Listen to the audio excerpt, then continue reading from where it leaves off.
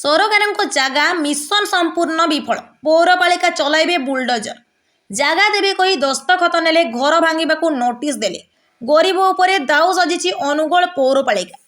ଅନୁଗୋଳ ପୌରପାଳିକା ଅଧୀନରେ ଥିବା ବ୍ରାହ୍ମଣୀଦେଇପଡ଼ାରେ ଦୀର୍ଘ 50 ବର୍ଷରୁ ଉର୍ଦ୍ଧ୍ୱ ବସବାସ କରିଆସୁଥିବା 5 ପରିବାରକୁ ଉଚ୍ଛେଦ ପାଇଁ ପୌରପାଳିକା ପକ୍ଷରୁ ନୋଟିସ ଜାରି ହୋଇଛି। ତେବେ ଘର ଉଚ୍ଛେଦ ନ କରିବା ପାଇଁ ଜିଲ୍ଲାପାଳଙ୍କୁ ଲିଖିତ ଅଭିଯୋଗ କରିଛନ୍ତି ବ୍ରାହ୍ମଣୀଦେଇପଡ଼ାର 5 ପରିବାର। ସୂଚନା ଯେ ବ୍ରାହ୍ମଣୀଦେଇପଡ଼ାରେ ପ୍ରାୟ 50 ବର୍ଷ ହେବ 20ରୁ ଅଧିକ ପରିବାର ରହି ଆସୁଛନ୍ତି।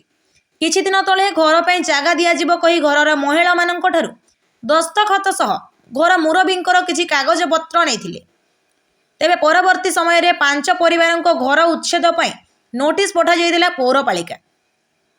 ଘର ପାଇଁ ଜାଗା ଦେବୁ କହି ମିଛରେ ଆମ ପାଖରୁ ଦସ୍ତଖତ ନେଇଯାଇଥିବା ଅଭିଯୋଗ କହିଛନ୍ତି ଅଭିଯୋଗକାରୀ। ଅନ୍ୟପକ୍ଷରେ ଅଭିଯୋଗକାରୀ ମାନେ ଭୁବନେଶ୍ୱର ଆରଡିସି ନିକଟରେ ଅଭିଯୋଗ କରିଥିଲେ ଏବଂ ଆରଡିସି ଜିଲ୍ଲାପାଳଙ୍କୁ ଘର ନ ଭାଙ୍ଗିବା ପାଇଁ ଫୋନ ଯୋଗେ କହିଛନ୍ତି ଅଭିଯୋଗକାରୀ।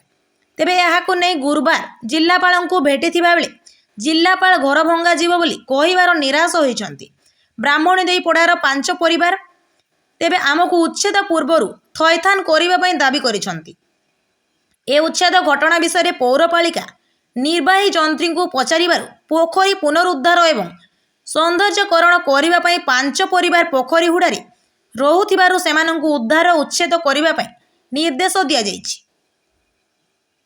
ଅନୁଗୋଳରୁ ମଦନ ନାୟକଙ୍କ ରିପୋର୍ଟ, ଓଡ଼ିଆ ଭାସ୍କର।